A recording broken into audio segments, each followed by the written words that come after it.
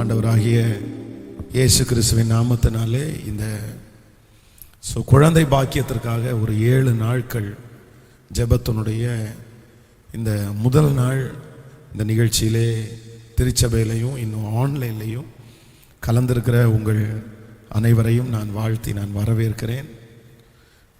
பொதுவாக நான் கடந்த நாட்களிலே இந்த குழந்தை பாக்கியத்தினுடைய காரியத்திற்காக ஒரு பெரிய ரிசர்ச் மாதிரி, சரி இதை குறித்து உலகம் என்ன சொல்லுது, மனிதர்கள் என்ன சொல்லுகிறார்கள் அப்படின்றத குறித்து நான் நிறைய தேடினேன். ஒரு சின்ன தேடல், ஆண்டவருடைய வார்த்தையை வசனத்தை ஆண்டவர் இதை குறித்து என்ன சொல்கிறார் அப்படின்னு தெரிஞ்சுக்கிட்டோம். சரி, இந்த உலகம் இதை குறித்து என்ன சொல்கிறாங்க அப்படின்னு நான் தேடும்போது எனக்கு ஒரு ஆச்சரியமான ஒன்று என் கண்ணுக்கு தெரிந்தது. என்ன அப்படின்னா, இந்த குழந்தை பாக்கியத்தை குறித்து 99% 99% 99% உலகத்தார்கள் தான் இதை பற்றி பேசியிருக்காங்க.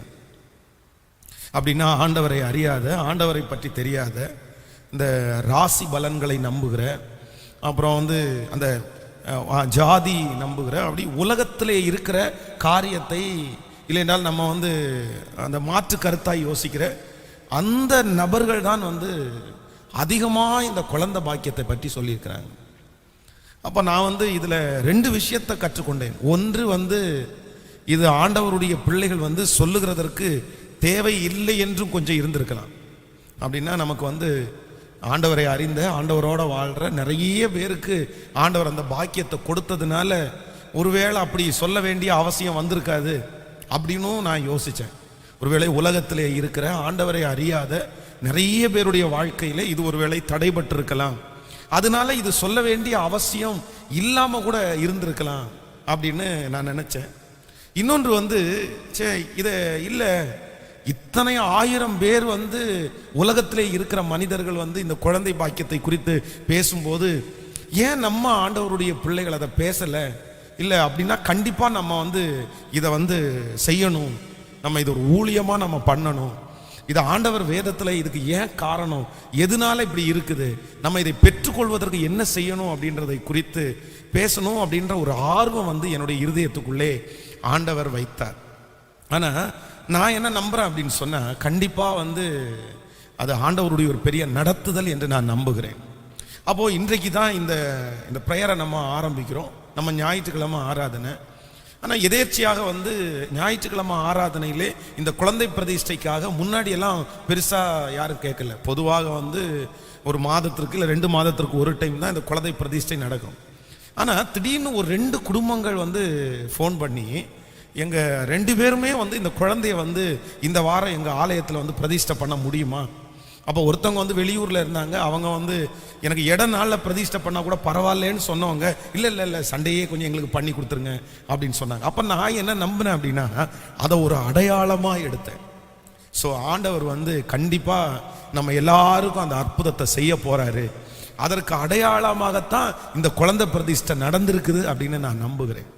எனக்கு ஒரு பெரிய விசுவாசம் இருக்கிறது, இந்த ஜெபத்தில் யாரெல்லாம் நீங்கள் கலந்து கொள்ளுகிறீர்களோ உங்கள் துக்கங்களை எல்லாம் கர்த்தர் மறக்க பண்ணுகிற நாள் சீக்கிரமாக வரும். ஆமேன். இந்த முதல் நாள், இந்த ஃபர்ஸ்ட் டே, இந்த 7 நாட்களும் நீங்கள் தவறாமல் கலந்து கொள்ளணும். ஸோ ஒரு மணி நேரம் உங்களோட பேசி நான் உங்களுக்காக ஜெபிப்பேன்.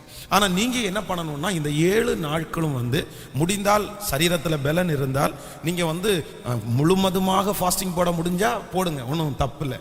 உபவாசம் இருந்து ஜெபிப்பது ரொம்ப ஆசீர்வாதம். இல்லை உங்களுடைய சரீரத்தில் பலம் குறைவாக இருக்குது, ஒரு நேரம் தான் என்னால் உபவாசிக்க முடியும் அப்படின்னு சொல்கிறவங்க குறைந்தது ஒரு 2.5 மணி நேரமாவது கொஞ்சம் ஜெபத்தில் நீங்கள் ஸ்பெண்ட் பண்ணி இங்கே சொல்கிற வார்த்தையை அப்படியே கேட்டு அதை விசுவாசித்து அதை அறிக்கை செய்து இந்த 7 நாட்களும் நீங்கள் ரொம்ப பிரயாசம் எடுக்க வேண்டும் என்று நான் உங்களை அன்போடு கேட்டுக்கிறேன். நான் சும்மா ஒரு மணி நேரம் சில விஷயங்களை உங்களோட சொல்லி உங்களை ஜெபத்தில் மோட்டிவேட் பண்ணுறேன். ஆனால் நீங்கள் என்ன பண்ணணும் அப்படின்னா, இந்த 7 நாட்களும் வேற எதற்கும் பெரியதாய் முக்கியத்துவம் கொடுக்காம, உலகத்தில் இருக்கிற ஒரு டாக்டர் உங்களை கூப்பிட்டு இந்த மாதிரி குழந்தை பாக்கியத்திற்காக 16 நாள் இப்படிப்பட்ட ஒரு ட்ரீட்மெண்ட் எடுக்கணும், 90 நாள் இப்படிப்பட்ட ஒரு ட்ரீட்மெண்ட் எடுக்கணும் அப்படின்னு சொல்லும்போது நம்ம எல்லாருமே அதை கேட்குறோம், அதை ஃபாலோ பண்ணுறோம்.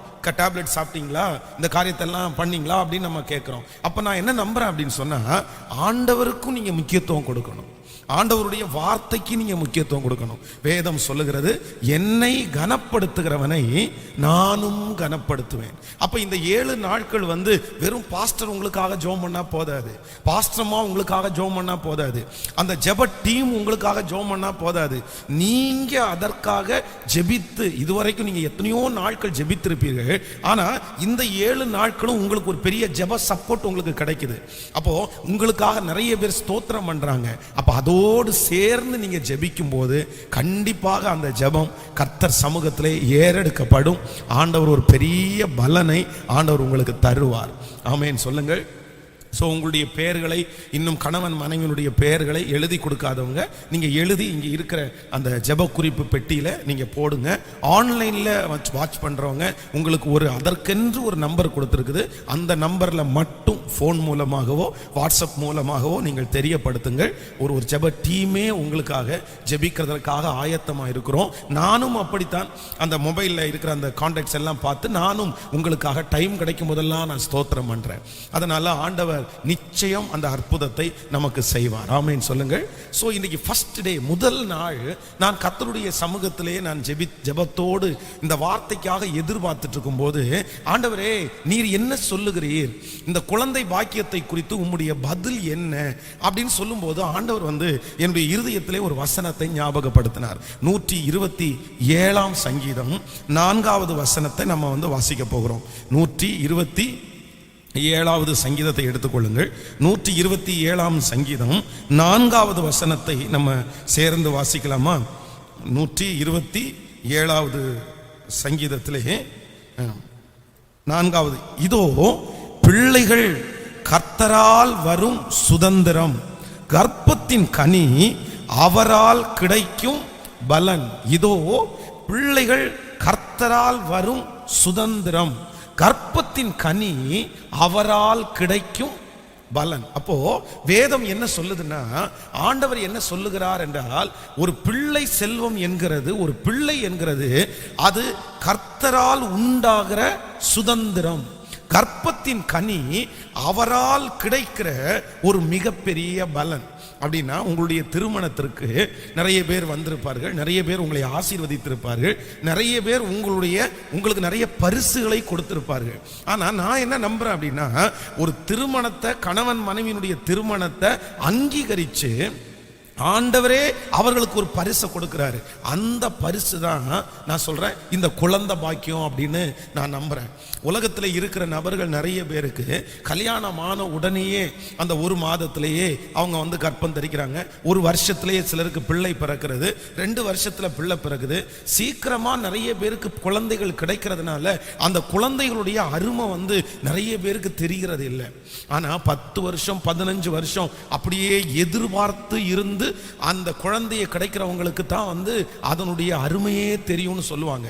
அப்போ இந்த உலகத்திலே மிகப்பெரிய ஆசீர்வாதம் என்கிற ஒரு ஆசீர்வாதம் இந்த குழந்தை செல்வம் தான். அப்போ அந்த குழந்தை செல்வத்தை ஆண்டவர் சொல்றாரு, இது வேறு எங்குமே இல்லை, வேறு எங்குமே இல்லை. ஒரு தேவனுடைய பிள்ளை ரொம்ப கவனமாய் நீங்கள் கவனிக்கணும். இந்த குழந்தை பாக்கியம் நமக்கு இல்லை அப்படின்னு, குழந்தை பாக்கியம் நமக்கு கிடைக்கலன்னு நம்ம சொல்லும் போது நிறைய பேருக்கு யோசனை வித்தியாசமா போகுது.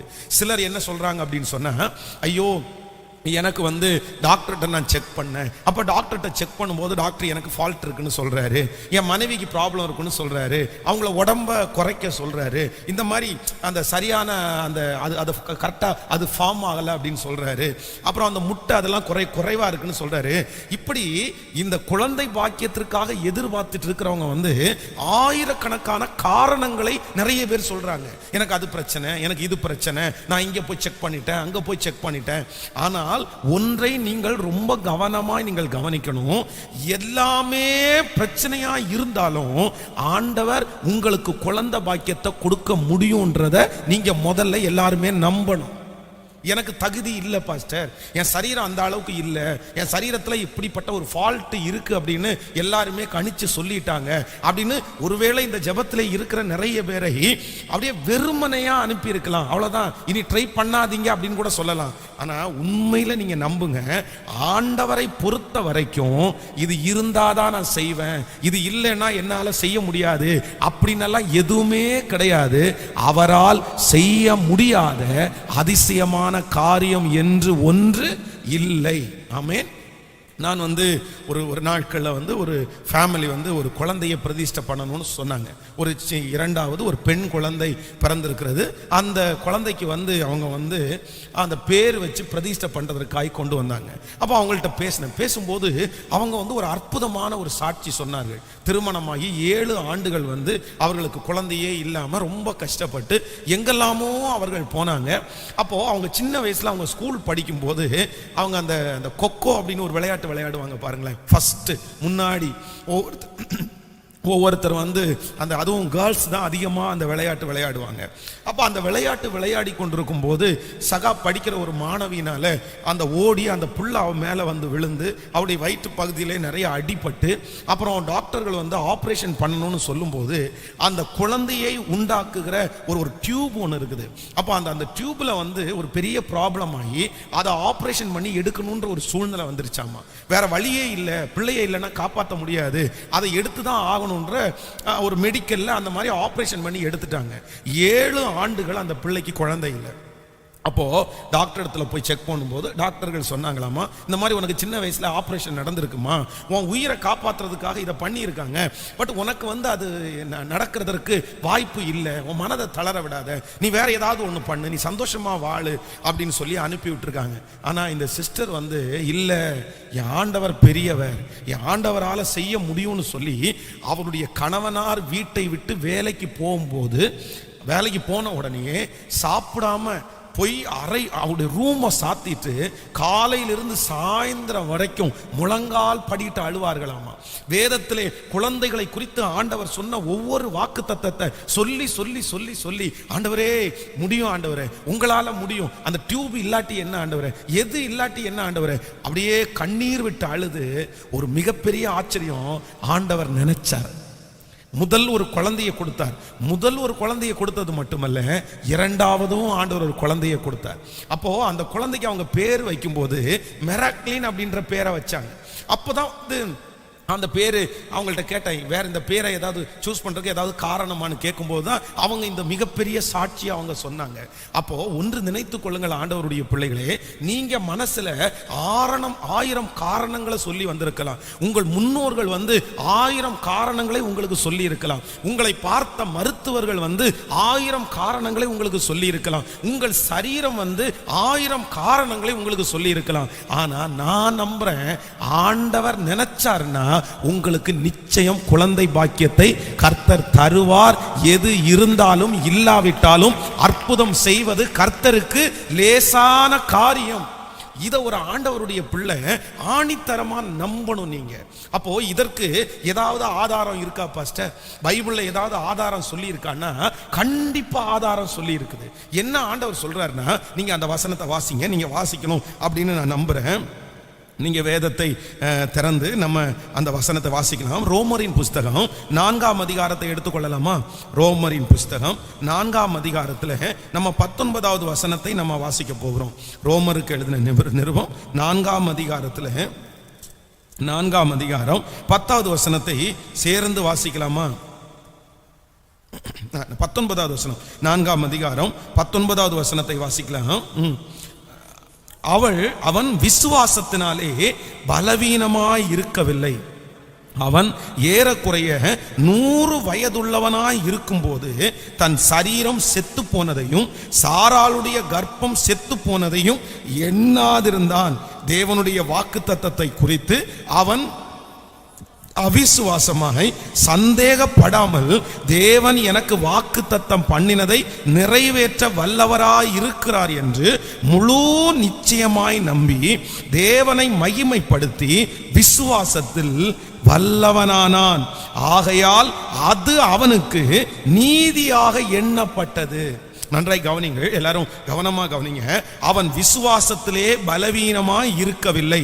அவன் ஏறக்குறைய 100 வயதுள்ளவனாய் இருக்கும் போது தன் சரீரம் செத்து போனதையும் சாராளுடைய கர்ப்பம் செத்து போனதையும் எண்ணாதிருந்தான்.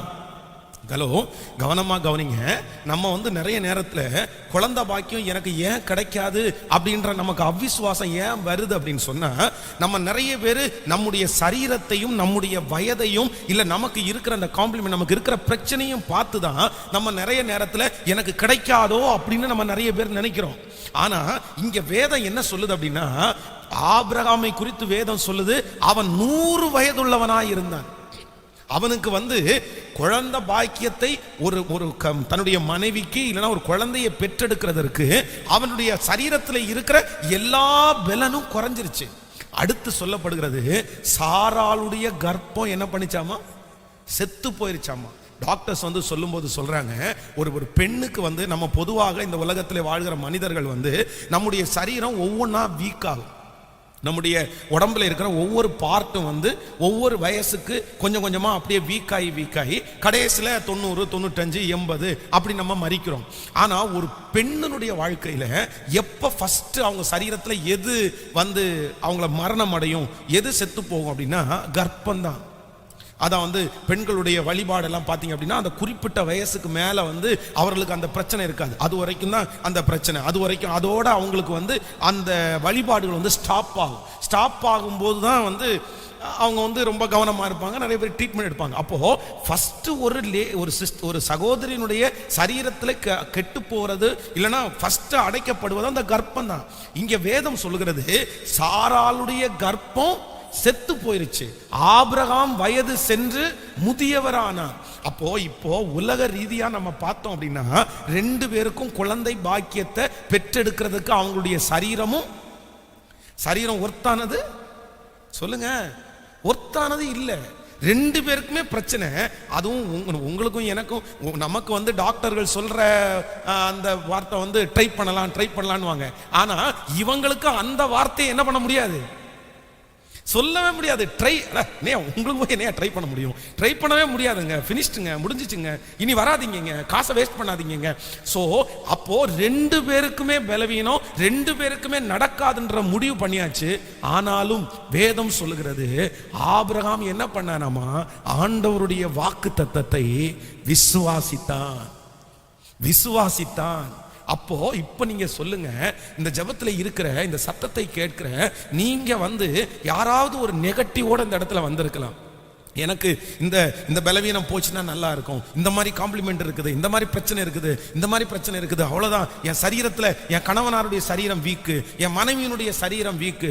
நிறைய பேர் இதை வச்சே குடும்பத்துல நிறைய சண்டைகள் கூட உண்டாகும். அவ்வளவுதான், அவருக்கு இது பிரச்சனை, இவங்களுக்கு இது பிரச்சனை அப்படின்னு மாறி கூட பிரச்சனை ஆகும். ஆனால் ஒன்று நீங்கள் ரொம்ப ஆணித்தரமாய் நீங்கள் விசுவாசிங்கள், உங்களுடைய சரீரத்திலே எவ்வளவு பெரிய பலவீனம் இருந்தாலும், உங்கள் வயது ஒருவேளை அதிகமானதாய் போனாலும், எல்லாரும் இனி நடக்காதுன்னு சொன்னாலும், ஆண்டவர் உங்களை நினைச்சிட்டாருன்னா கண்டிப்பாய் குழந்தை பாக்கியத்தை கர்த்தர் உங்களுக்கு தருவார். ஆமேன் சொல்லுங்கள். அப்போ நீங்க என்ன இன்னைக்கு ஜெபிக்கணும்னா, ஆண்டவரே நீர் எனக்கு தர வேண்டும் என்று நினைத்தீரையானால், என் சரீர பிரச்சனை ஒரு பெரிய பிரச்சனை உமக்கு சொல்லுங்க, ஒரு பெரிய பிரச்சனை இல்ல ஆண்டவரே, என் சரீரத்தை படைச்சவர் நீர். அதனால ஆண்டவர் இன்றைக்கு உங்களுடைய சரீரத்துல அப்படிப்பட்ட ஒரு பலனை கர்த்தர் உங்களுக்கு தருவாராக. அதற்கு தகுந்தது மாதிரி உங்க சரீரத்தை கர்த்தர் பக்குவப்படுத்துவாராக. அப்போ எல்லாரும் ஆணித்தரமா ஜெபிக்கணும், ஆண்டவரே அது நான் எல்லாத்தையும் கேன்சல் பண்றேன், எல்லாரும் சொன்ன வார்த்தைகளை கேன்சல் பண்றேன், உங்களால செய்ய முடியாத அதிசயமான காரியம் ஒன்றுமே இல்லை. ஆமேன் சொல்லுங்கள். ஹல்லேலூயா. அந்த ரிசல்ட்டை நீங்க தூக்கி ஓரமா வச்சிருங்க, அந்த வார்த்தையை தூக்கி ஓரமா வச்சிருங்க.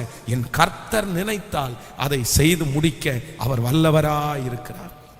ஆமேன். நான் இந்த சாட்சியை உங்களுக்கு சொல்லியிருக்கிறேன். என் வாழ்க்கையில் மறக்க முடியாத சாட்சி அது. அதான் சேவூரில் ஒரு சர்ச்சுக்காக நான் ஒரு அந்த ஏரியா போகும்போது ஒரு திருச்சபைக்கு போகிறேன். அப்போது ஒரு குட்டி பையன் வந்து ஓடிட்டே இருக்கிறான். அந்த பாஸ்டர் வயதான கொஞ்சம் வயதான ஒரு 50 வயதுக்குள்ள, 45 வயது 50 வயதுக்குள்ள ஒரு பாஸ்டர். அப்போ அந்த பாஸ்டர் அவனுக்கு பின்னாடி ஓடுறாரு. ஓடும்போது சொல்றாரு, இவன் பலத்துக்கு என்னால் ஓடவே முடியல பாருங்க, இந்த வயசுல எனக்கு ஒரு குழந்தை பாருங்க அப்படின்ற வார்த்தையை சொல்றாரு. எனக்கு ரொம்ப ஆச்சரியமா இருந்துச்சு. அப்போ இந்த வயசுல அவன் பின்னாடி என் கூட ஓடவே முடியல, எப்படி பாஸ்டர் அப்படின்னு சொல்லி உட்காரும்போது அவர் ஒரு சாட்சியை சொன்னார். அவங்க வந்து கணவன் மனைவி 2 பேரும் சேர்ந்து ஆண்டவருடைய ஊழியத்தை செய்கிறாங்க. அப்போ அவங்க வந்து அந்த ஊழியத்தை செஞ்சு ஒரு கிட்டத்தட்ட ஒரு 7 ஆண்டு 8 ஆண்டுகள் தாண்டினது. குழந்தை பாக்கியத்துக்காக ஜெபம் பண்ணாங்க. ஆனால் அந்த அவங்களுக்கு குழந்தை பாக்கியம் கிடைக்கல. அதனால அவங்க அதை ஒரு பெருசா கவலையா எடுத்துக்கல. சரி, ஓகே, ஆண்டவர் என்னமோ நமக்கு தர வேண்டாம்னு நினைச்சாரு போல, கர்த்தர் எதை செஞ்சாலும் நன்மையாக இருக்கும் அப்படின்னு சொல்லி அவங்க ஜெபம் பண்றதை விட்டுட்டாங்க.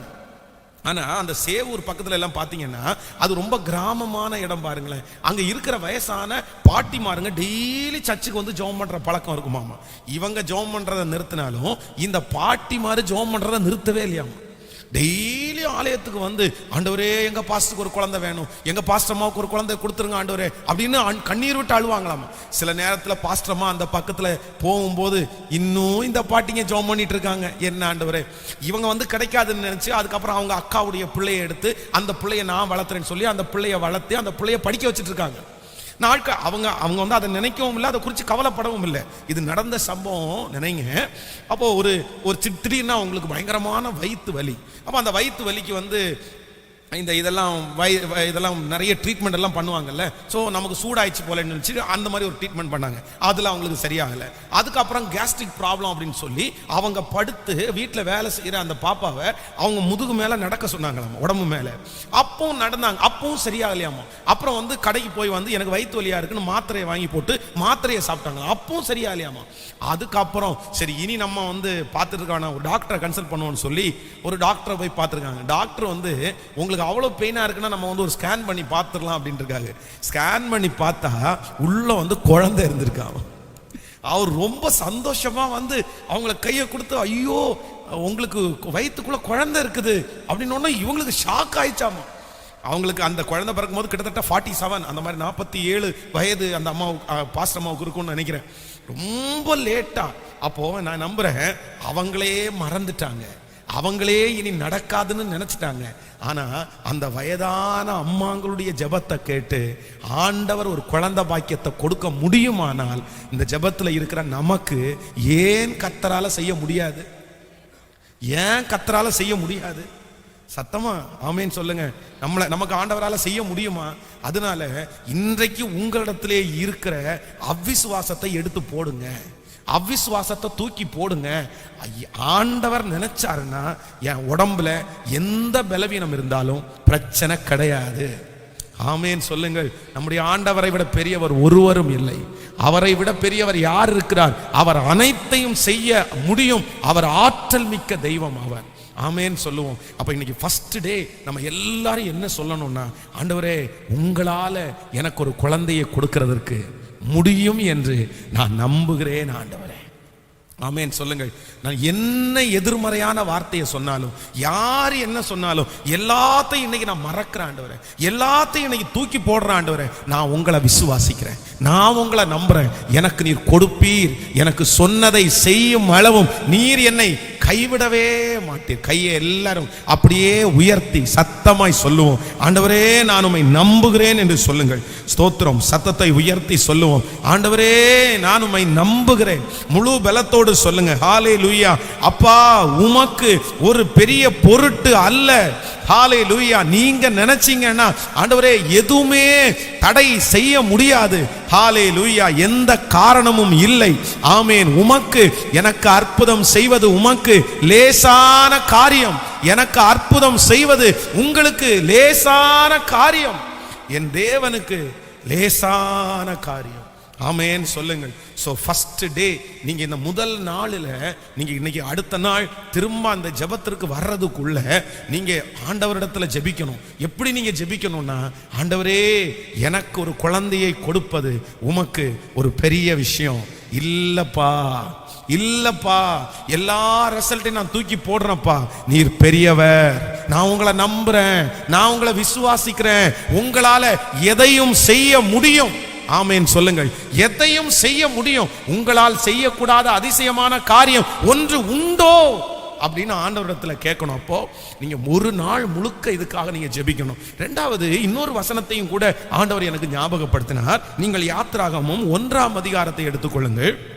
யாத்திராகமம் 1ஆம் அதிகாரத்திலே 19வது வசனத்தை நம்ம வாசிக்க போகிறோம். யாத்திராகமம் 1ஆம் அதிகாரம் 19வது வசனத்தை சேர்ந்து வாசிக்கலாம். 19வது வசனம் 1ஆம் அதிகாரம் 19வது வசனம்.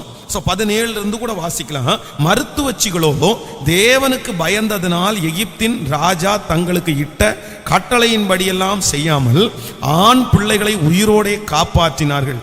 அதனால் எகிப்தின் ராஜா மருத்துவச்சிகளை அழைப்பித்து, நீங்கள் ஆண் பிள்ளைகளை உயிரோடு காப்பாற்றுகிற காரியம் என்ன என்று கேட்டார்கள். அதற்கு மருத்துவச்சிகள் பார்வோனை நோக்கி, எபிரேய ஸ்திரீகள் எகிப்திய ஸ்திரீகளை போல் அல்ல, அவர்கள் நல்ல பலம் உள்ளவர்கள். மருத்துவச்சிகள் அவ்விடத்திற்கு போகும் முன்னே அவர்கள் பிரசவித்தாகும் என்றார்கள். இது நிமித்தம் தேவன் மருத்துவச்சிகளுக்கு நன்மை செய்தார். ஜனங்கள் பெருகி மிகுதியாய் பலத்து போனார்கள். ஆமென் சொல்லுங்க. இப்போ நன்றாய் கவனிங்க. ரெண்டாவது இந்த இடத்துல என்ன சொல்லப்படுது அப்படின்னா, அங்க இருக்கிற குழந்தைகளுக்கெல்லாம் அந்த பார்வோனுடைய ராஜா விரோதியா இருக்கிறார். அந்த தேசத்தில் இருக்கிற மருத்துவச்சிகளை பார்த்து சொல்றாரு, இந்த மாதிரி ஒன்று பண்ணுங்க, யாரையாவது நீங்க போய் அந்த குழந்தைக்கு பேறு காலத்தில் அந்த குழந்தைகளுக்கு பிரசவம் அந்த சிஸ்டருக்கு பார்க்கும்போது பெண் பிள்ளையா இருந்தா உயிரோட வச்சிருங்க, ஆண் பிள்ளையா இருந்தா நீங்க கருவில் இருந்து அது வெளியே வரும்போதே கொன்னு போட்டுருங்க அப்படின்னு ஒரு கட்டளையை பிறப்பிக்கிறார். அந்த கட்டளை ராஜாவினிடத்திலிருந்து வருகிறது. ஆனா இப்போ நிறைய ஆண் பிள்ளைகள் உயிரோடு இருக்கிறாங்க. உடனே அந்த ராஜாவுக்கு ரொம்ப கோபம் வருது. நான் தான் உங்கள்கிட்ட சொன்னேன் இல்ல, அந்த குழந்தைகளை எல்லாம் உயிரோட வைக்க கூடாதுன்னு சொன்னேன், நீங்க என்ன இப்படி நடந்துருக்க, என்ன ஆச்சு? உடனே அந்த மருத்துவச்சிகள் என்ன சொல்றாங்கன்னா, எபிரேய ஸ்திரீகள் எகிப்திய ஸ்திரீகளை போல அல்ல, அவர்கள் மிகவும் பலனுள்ளவர்கள். நாங்க அவங்களிடத்துல பிரசவம் பார்க்கறதுக்கு போகிறதுக்கு முன்னாடியே அந்த குழந்தை என்ன பண்ணிருது, நாங்க வயிற்றுலயே கொல்லலான்னு தான் நினைச்சோம், நாங்க வயிற்றுலயே அழிக்கலான்னு தான் நினைச்சோம், ஆனா நாங்க போறதுக்குள்ள அந்த குழந்தை பெத்தெடுத்துறாங்க, எங்களால முடியல அப்படின்றாங்க. கவனிங்க, நீங்க எபிரேய ஸ்திரீகள் அவங்க இருந்த அந்த சூழ்நிலை ரொம்ப மோசமான ஒரு சூழ்நிலை. என்ன அப்படின்னா, தன்னுடைய கணவனாருக்கு சரியான சம்பளம் இல்லை, தன்னுடைய கணவனாருக்கு சாப்பாட்டுக்காக ரொம்ப தூரம் அலையணும், அவர் போய் அலைஞ்சு எடுத்துட்டு வரணும், எல்லாரும் அடிமைத்தனத்தில் இருக்காங்க. பார்வோன் எல்லாரிடத்துலையும் வேலை வாங்குகிறான், தன்னுடைய வீட்டை விட்டுட்டாங்க, சொத்தை விட்டுட்டாங்க, எல்லாமே இழந்து மனசு அளவில் அவங்க ரொம்ப பலவீனமா இருக்காங்க. உடல் அளவிலையும் அவங்களுக்கு பலவீனம், மனசளவிலையும் பலவீனம், அவங்களுக்கு நல்ல சாப்பாடு இல்லை, நல்ல ஊட்டச்சத்து இல்லை. அப்போ அந்த குழந்தை பிறக்கிறதுக்கு அந்த சரீரத்தில் எந்த பலனுமே இல்லை. ஆனா மருத்துவச்சிகள் என்ன சொல்றாங்க அப்படின்னா, எபிரேய ஸ்திரீகளை விட எகிப்திய ஸ்திரீகளை விட எபிரேய ஸ்திரீகள் மிகவும் பலம் உள்ளவர்கள். அதனால நாங்க போறதுக்கு முன்னாடியே அவங்க என்ன பண்ணிடுறாங்கன்னா, அப்போ நான் ரெண்டாவது நான் என்ன நம்புறேன்னா, நம்பர் 1, முதலாவதாக உங்களுடைய சரீரத்துல பலனே இல்லைன்னாலும் என் ஆண்டவரால உங்களுக்கு குழந்தை பாக்கியத்தை கொடுக்கிறதுக்கு, சத்தமா சொல்லுங்க, நம்புறீங்களா, விசுவாசிக்கிறீங்களா? உங்க 2 பேருடைய சரீரத்திலையும் ஆயிரக்கணக்கான ஃபால்ட் இருக்கலாம், ரொம்ப பெரிய ஃபால்ட் இருக்கலாம், அவ்வளவுதான் ரிசல்ட்டே கொடுக்கலாம். ஆனா என் ஆண்டவர் நினைத்தால் அதை செய்வார். ஆமென் சொல்லுங்க. நம்பர் 2, இரண்டாவதாக உங்களுடைய குழந்தை பாக்கியத்தை எகிப்தை யாருக்கு நம்ம ஒப்பிடுவோம்னா, சத்ருவுக்கு, சாத்தானுக்கு ஒப்பிடுவோம், பிசாசுக்கு ஒப்பிடுவோம். அந்த பிசாசை போல இருக்கிற மனிதன் உங்களுக்கு பாக்கியம் கிடைக்க கூடாதுன்னு தடை பண்ணலாம். நிறைய பேர் பார்த்தீங்க அப்படின்னா அந்த மாதம் ஆவார்கள், ஆனா அது அந்த கரு அவர்களுக்கு நிற்காது, அது அழியும். அது எதனால வருது அப்படின்னு சொன்னா, அது சில நேரத்தில் அந்த குடும்பத்தில் இருக்கிற சாப கட்டுகள், அந்த பிசாசனுடைய கிரிகள். இதை குறித்து நான் வருகிற நாட்களில் உங்களுக்கு தெளிவாய் சொல்லுகிறேன். இந்த ஏன் அபார்ட் ஆகுது, இதுக்கு என்ன காரணம், இதுக்கு நம்ம என்ன செய்யலாம் அப்படின்றதை குறித்து முடிந்தவரை வருகிற நாட்களில் அதற்காக ஒரு ஜெபம் பண்ணுவோம். ஆனா இப்படி நிறைய பேருக்கு அந்த ஆசீர்வாதத்தை யாரு தடுத்து நிறுத்துறது அப்படின்னா, சத்ருவாய சாத்தான் சில நேரத்தில் தடுத்து நிறுத்தலாம், சாபங்கள் தடுத்து நிறுத்தலாம். ஆனா என்னுடைய ஆண்டவர் எதை விட பெரியவர் அப்படின்னா, உலகத்தில் இருக்கிறவனை விட உங்களுக்குள்ளேயும் எனக்குள்ளேயும் இருக்கிற இயேசு பெரியவர். ஆமேன் சொல்லுங்கள். சோ இரண்டாவதாக நீங்க என்ன நம்பணும் அப்படின்னு சொன்னா, முதல்ல என் சரீரத்துல பலன் இல்லைன்னு வந்திருக்கிறீங்களா, என் சரீரத்துல இத்தனை பெரிய பிரச்சனைன்னு இருக்கு நினைக்கிறீங்களா? இல்ல இல்ல இல்ல, ஜெபம் பண்ணுங்க, விசுவாசிங்க, நம்புங்க, ஆண்டவரிடத்துல கேளுங்க, கர்த்தருக்கு ஒரு பெரிய பொருட்டு இல்லை. ஆமேன். இரண்டாவதாக, யாராவது ஒருத்தர் உங்களுக்கு உடைய குழந்தை பாக்கியத்தை தடுத்து நிறுத்துறாங்களா, அவங்க தடுக்கணும்னு முயற்சி எடுக்கிறாங்களா, அது யாராயிருக்கலாம், செய்வனையின் மூலமாகவோ மாந்திரிகத்தின் மூலமாகவோ இல்லை என்றால் பிசாசோ ஒருவேளை தடுத்து நிறுத்தினாலும், ஆண்டவருடைய பிள்ளைங்க இன்னைக்கு இந்த வசனத்தை வச்சு ஜெபம் பண்ணணும். ஆண்டவரே, எகிப்திய ஸ்திரீகளை விட எபிரேய ஸ்திரீகள் மிகவும் பலம் உள்ளவர்கள், அவங்க தடுத்து நிறுத்தினாலும் கர்த்தர் அவர்களை ஆசீர்வதித்தார். சோ நமக்கு குழந்தை பாக்கியத்தை கொடுக்கிறத தடுக்கிறதற்கு உலகத்துல இருக்கிற யாருக்கும் உரிமை, சத்தமா சொல்லுங்க எல்லாருமே, இருக்கா? யாருக்குமே உரிமை இல்லை, யாருக்குமே உரிமை இல்லை. எங்க மாமியார் தடை பண்றாங்க, எங்க மாமனார் தடை பண்றாங்க, எங்க அம்மா தடை பண்றாங்க, எங்க அப்பா தடை பண்றாங்க, எங்க கணவனார் தடை பண்றாங்க, எங்க மனைவி தடை பண்றாங்க. 1000 தடைகளை நீங்க சொல்லலாம். இல்ல இல்ல இல்ல, நான் நம்புறேன், ஆண்டவர் உங்களுக்கு அந்த ஆசீர்வாதத்தை கொடுக்கணும்னு நினைச்சாருன்னா யாரும் தடை செய்ய முடியாது. தடைகளை தகர்த்தெறிகிற கர்த்தர் என் கூட இருக்கிறார். அப்போ இன்னைக்கு இரண்டாவதாக நீங்க என்ன ஜெபிக்கணும்னா, என் குழந்தை பாக்கியத்தை யாரும் என்ன பண்ண முடியாதுன்னா தடுக்க முடியாது. ஆமேன் சொல்லுவோம். ஃபர்ஸ்ட் என்ன ஜெபிக்கணும்?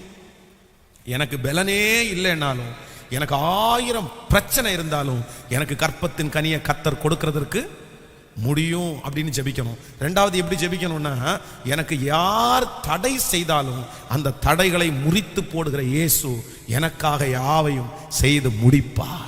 ஆமேன் சொல்லுங்க. அப்படியே கைகளை உயர்த்துங்க பார்க்கலாம், அப்படியே ஜெபம் பண்ணுங்க. ஆண்டவரே, யாரும் தடை செய்ய முடியாது, சத்துரு தடை செய்ய முடியாது, எந்த மனிதர்களும் தடை செய்ய முடியாது. முழு பலத்தோட சொல்லுங்க, ஹல்லேலூயா. எனக்கு குறித்திருக்கிறதை கண்டிப்பாக அவர் நிறைவேற்றுவார். யார் தடுக்க முடியும்? யாரும் தடுக்க முடியாது. பலன் உள்ளவனாய் இருந்தாலும் பலன் அற்றவனாய் இருந்தாலும் உதவிகள் செய்வது என் இயேசுவுக்கு லேசான காரியம். அவர் எவ்வளவு பெரிய தடைகளையும் உடைப்பார். அவருக்கு லேசான காரியம், எதுவும் லேசான காரியம். ஆமேன் சொல்லுங்க, ஜெபம் பண்ணுங்க. தகப்பனே, நாங்க அந்த வார்த்தையை விசுவாசிக்கிறோம். ஹல்லேலூயா. ஜெபிக்க ஜெபிக்க அந்த தடைகள் இயேசுவின் நாமத்தினால உடைவதாக, உடைவதாக. ஆமேன், உடையட்டும். எல்லா தடைகளும் இயேசு கிறிஸ்துவின் நாமத்தினால இப்பொழுது தடையாய் நிற்கிற சகலமும் உடையும்படியாக நான் ஜெபிக்கிறேன். தடைபடாது. ஹல்லேலூயா. ஃபர்ஸ்ட், முதலாவதாக உங்களுக்கு என்ன முக்கியம்னா, அந்த ஃபெய்த் தான் முக்கியம். அந்த விசுவாசம் என்கிறது தான் மிக அவசியமான ஒன்று. அந்த விசுவாசம் இல்லாமல் நீங்கள் அந்த ஆசீர்வாதத்தை பெற்றுக்கொள்ளவே முடியாது, பெற்றுக்கொள்ளவே முடியாது. அந்த விசுவாசத்தை ஆண்டவர் தான் உங்களுக்குள்ள வர்த்திக்க பண்ணணும். ஒருவேளை பல வருடங்களாக நீங்கள் எதிர்பார்த்து உங்கள் விசுவாசம் அப்படியே உருக்குலைந்து போயிருக்கலாம். இல்லைன்னா நிறைய பேர் பேசின வார்த்தைகளால உங்களுடைய விசுவாசம் அப்படியே நிலை தடுமாறி போயிருக்கலாம். ஆனா நீங்க உங்களுடைய விசுவாசத்தை விட்டுறாதீங்க. நிச்சயமாகவே முடிவு உண்டு, முடிவு உண்டு. உன் நம்பிக்கை வீண் போகவே போகாது. யார் சொல்றதற்காகவும் விசுவாசத்தை தளர விடாதீங்க. எந்த ரிசல்ட்டுக்காகவும் விசுவாசத்தை தளர விடாதீங்க. எத்தனை தடைகள் வந்தாலும் என் இயேசு எல்லாவற்றை விட பெரியவர் என்கிறத நீங்க கண்டிப்பா நீங்க விசுவாசிக்கணும். ஆமேன் சொல்லுங்கள். எங்களுக்கு இந்த திருமணம் முடித்து குழந்தை பாக்கியம் கொஞ்சம் தாமதமானது, கொஞ்சம் லேட் ஆனது. அப்போ அந்த லேட் ஆகும் போதே எல்லாரும் பேச ஆரம்பிச்சிருவாங்க அப்படின்னு. அப்போ ஒரு நாள் நான் அதற்காக ரொம்ப அதுக்காக அப்படி பிரயாசம் எடுத்து அப்படி ஜெபம் பண்ணலாம். ஆனால் ஒரு நாள் வேதம் சொல்லுது, யோபு நம்முடைய இந்த ஈசாக்கு தன் மனைவிக்காக வேண்டுதல் செய்தான். கர்த்தர் அவளை கர்ப்பம் தரிக்கும்படி செஞ்சார் அப்படின்னு ஒரு வசனம் சொல்லுது. அப்போ ஒரு மனைவி அந்த குழந்தையினுடைய பாக்கியத்தை தள்ளி போடும்போது ஒரு கணவனார் கண்டிப்பா ஜெபிக்க வேண்டிய அவசியம் இருக்குது. ஒவ்வொரு கணவனாரும், சில வீடுகளிலே அது இல்லை, சிலர் கணவனார் ரட்சிக்கப்படாம இருப்பாரு, நீங்க மட்டும்தான் ரட்சிக்கப்பட்டிருப்பீங்க. ஸோ அப்படிப்பட்டவர்களுக்கு நான் சொல்றேன், வாக்கு கடங்காத பெருமூச்சுகளோடு ஆண்டவர் உங்களுக்காக வேண்டுதல் செய்வார். அப்படிப்பட்டவங்க நீங்க சோர்ந்தெல்லாம் போக வேண்டாம். ஆனா கணவன் ரட்சிக்கப்பட்டு கணவன் ஆண்டவருடைய பிள்ளையாய் சத்தியத்தை அறிகிறவரா இருந்தா கண்டிப்பா உங்க மனைவிக்காக நீங்க ஜெபம் பண்ணியே ஆகணும். நீங்க ஜெபம் பண்ணாம உங்க மனைவிக்கு வந்து அந்த அற்புதம் நடக்காது. ஈசாக்கு தன்னுடைய மனைவி ரெபேக்காளுக்கு வந்து ரொம்ப லேட் ஆகுது, தள்ளி தள்ளி காலங்கள் போகிறது. உடனே இவன் என்ன பண்றான் அப்படின்னா தன்னுடைய மனைவிக்காக வேண்டுதல் செய்தான். கர்த்தர் அவன் ஜெபம் பண்ண உடனே கர்த்தர் கேட்கிறாரு பாருங்க. அப்போ ஒவ்வொரு ஆண் பிள்ளைகளும் ஒவ்வொரு சகோதரர்களையும் ரொம்ப அன்பா கேட்கிறேன், உங்க மனைவிக்காக நீங்க ஜெபிக்க வேண்டிய அவசியம் உண்டு. இன்றைக்கு நிறைய மனைவிகள் தான் கணவனாருக்காக ஜெபிக்கிறார்கள். ஆனா கணவன் வந்து மனைவிக்காக ஜெபிக்கிறது ரொம்ப குறைவு. ஆனா சிலர் இருக்கிறாங்க, நல்லா ஜெபம் பண்ணுவாங்க, மனைவியை ஆசீர்வதித்து ஜெபம் பண்ணுவாங்க. ஆனா நீங்க அப்படி இல்லை, நீங்க ரொம்ப ஜெபம் பண்ணணும், மனைவிக்காக நிறைய ஜெபம் பண்ணணும். என் மனைவியை ஆசீர்வதிங்க, என் மனைவி பலனா இருக்கட்டும், என் மனைவிக்கு ஒரு குழந்தை பாக்கியத்தை கொடுங்க. ஏன்னா அந்த புருஷர்கள் ஜெபிக்கிற ஜெபத்தை ஆண்டவர் கேட்கிறார். ஆமீன். அப்போ வந்து நான் வந்து ஜஸ்ட் ஜெபம் பண்ணுறேன், ஆண்டவரே நீங்கள் பியூலாவை நினச்சிருங்க ஆண்டவரே, நான் ஈசாக்க மாதிரி ஜெபம் பண்ணுறேன், ஒரு குழந்தை செல்வத்தை கொடுத்தீங்கன்னா அந்த குழந்தை செல்வத்தை உங்களுக்காக வளர்த்து உங்களுடைய வருகை தாமதிச்சுன்னா அடுத்து ஊழியக்காரனா இல்லை ஊழியக்காரியா நான் அவங்கள உமக்காக வளர்த்துவேன் அப்படின்னு ஒரு பொருத்தனை பண்ணுறேன் அப்படின்னு சொல்லி நான் ஜெபம் பண்ணுறேன். அப்போது ஜெபம் பண்ணும் போதே எனக்குள்ள ஒரு பெரிய விசுவாசம், ஓகே ஆண்டவர் செய்வார், ஆண்டவர் என் ஜெபத்தை கேட்டுட்டார் அப்படின்னு சொல்கிறேன். ஒரு 15 நாள் தாண்டினது. அப்போ ஒரு 15 நாள் தாண்டும் போது அந்த பியூலாவுக்கு சளி கொஞ்சம் வந்து உடம்பு சரியில்லை, ஒரு காய்ச்சல் லைட்டாக இருக்குது. அப்போ அந்த மெடிக்கல் ஷாப்பில் போய் அந்த டேப்லெட் வாங்கலாம் அப்படின்னு அவங்க போய் நின்றுருக்குறாங்க. அப்போ நான் வண்டியை நிறுத்திட்டு போகிறேன். வண்டியை நிறுத்திட்டு போய் அந்த மெடிக்கல்காரர் என்ன பிரச்சனைன்னு சொல்லிட்டு ஒரு 4-5 அந்த டேப்லெட்டை எடுத்து வச்சார், இதை இப்போ சாப்பிடுங்க அப்படின்னு சொல்லி. உடனே நான் அவர்கிட்ட கேட்டேன், பிரதர் மாசமாக இருக்கிறவங்க இந்த டேப்லெட்டை சாப்பிடலாமான்னு கேட்டேன். கேட்ட உடனே அவர் வந்து ஷாக் ஆகி மொத்த டேப்லெட்டையும் எடுத்துட்டு, என்னங்க சொல்கிறீங்க, அதெல்லாம் டெஸ்ட் பண்ணாமல் எதுவுமே சாப்பிடக்கூடாதுங்க அப்படின்னு சொன்ன உடனே பாஸ்டர் அம்மா ஒரே திட்டு. நீங்கள் என்ன பார்த்தீங்களா, கண்டீங்களா, என்ன ஸ்கேனர் மிஷின் இருக்கா, நான் என்ன மாதமாக இருக்கேன்னு உங்களுக்கு யார் சொன்னா, எதை டெஸ்ட் பண்ணல, ஒன்றும் பண்ணலை, அவர்கிட்ட போய் நீங்கள் போய் இப்படி பேசிட்டு இருக்கிறீங்க அப்படின்னு. எனக்கு உடம்பு நல்லா இல்லை, டேப்லெட் வாங்கி சாப்பிடலான்னு சொன்னேன். இல்லை உடனே நான் என்ன சொல்கிறேன் அப்படின்னா, இல்லை நான் நம்புகிறேன், என்னமோ ஆண்டவர் இந்த மாதத்தில் நம்மளை நினச்சிட்டார் அப்படின்னு எனக்கு ஒரு விசுவாசமாக எனக்கு ஃபீல் ஆகுது அப்படின்னு சொன்னேன். அடுத்த ஒரு 3 days 3 நாளைக்குள்ள இல்லை கண்டிப்பாக அந்த குழந்தை இருக்குன்னு கர்த்தர் வந்து கன்ஃபார்ம் பண்ணார். அப்போ நம்முடைய விசுவாசத்தை ஆண்டவர் பெருக பண்ணணும். ஆண்டவர் ஆமென் சொல்லுங்க. ஒவ்வொருத்தருக்கும் இந்த மாதிரி ஒவ்வொரு விசுவாசம் இருக்கும் ஒவ்வொருத்தரையும். அதனால என்னுடைய விசுவாசம் கொஞ்சம் ஆரம்பம் கொஞ்ச நாள் ஆனதுனால ஒருவேளை பெரிய விசுவாசமா இருந்திருக்கலாம். உங்களுக்கு வந்து ரொம்ப நாள் ஆனதுனால உங்களுடைய விசுவாசங்கள் உடைக்கப்பட்டிருக்கலாம். ஆனா நான் உங்களுக்காக பிரேயர் பண்றேன், உங்களுக்காக ரொம்ப நான் ஜெபம் பண்றேன். உங்க விசுவாசத்தை ஆண்டவர் பெருக பண்ணுவார். ஆபிரகாமுக்கு கர்த்தர் செய்வாரானால் உங்களுக்கு கர்த்தர் நிச்சயமாய் செய்வார் என்று நான் முழுவதுமாய் நம்புகிறேன். எபிரேய ஸ்திரீகளுக்கு ஆண்டவர் செய்வாரானால் உங்களுக்கும் கர்த்தர் செய்வார் என்று மனப்பூர்வமாய் நான் நம்புகிறேன். ஆமென் சொல்லுங்கள். சோ மூணாவதாக ஒரு 3 காரியத்தை சொல்லி நான் ஜெபித்து முடிக்கிறேன். நான் சொல்ற தலைப்பு உங்களுக்கு புரியுதில்ல? இன்னைக்கு முழுக்க நீங்க என்ன பண்ணணும்னா, ஆண்டவர் எனக்கு தருவார் என்று நம்பணும். அப்போ இந்த குழந்தை பாக்கியத்துக்கான ஜெபத்தினுடைய வெரி ஃபர்ஸ்ட் டே, முதல் டே உங்க மனசுல ஆழமா எழுதி கொள்ள வேண்டியது, ஆண்டவரால எனக்கு குழந்தை கொடுக்கிறதற்கு, சத்தமா சொல்லுங்க எல்லாருமே, முடியும். எப்படியெல்லாம் இருந்தா எனக்கு கொடுக்க முடியும்? என் சரீரம் கெட்டு போனதா இருந்தாலும், என் கணவனாருடைய சரீரம் கெட்டு போனதா இருந்தாலும், என் மனைவியினுடைய சரீரத்தில் அந்த தகுதியே இல்லைனாலும், என் ஆண்டவரால எனக்கு குழந்தை பாக்கியத்தை கொடுக்கிறதுக்கு சொல்லுங்க சத்தமா. இதுக்கு என்ன வசன ஆதாரம் சொல்லுவீங்க? ஆபிரகாம். அதைத்தான் ஆண்டவர் பேசினார். நம்பர் 2, இரண்டாவது, உங்களுடைய குழந்தை பாக்கியத்தை யாராவது ஒருத்தர், சத்துருவோ மனிதர்களோ தடுத்தாலும் உங்களுக்கு ஆண்டவர் தருகிறதற்கு கர்த்தரால முடியும்.